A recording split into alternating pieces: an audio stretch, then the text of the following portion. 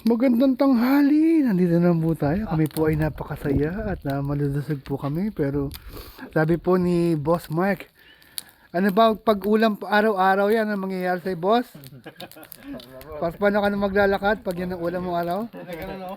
Yung kamay mo, nakano no? Dahil puro ano na inabot mo? Dahil puro taba kinakain mo. Paano maglakad? Pakita mo na yung lakad. Wag na. Ha? Tawanan tayo, boss. Pakita mo na yung lakad. Kasi po, ito po ang aming ulam. Kagawin po yan din ang putakan. Oo. Ito lang. Diyan na sila.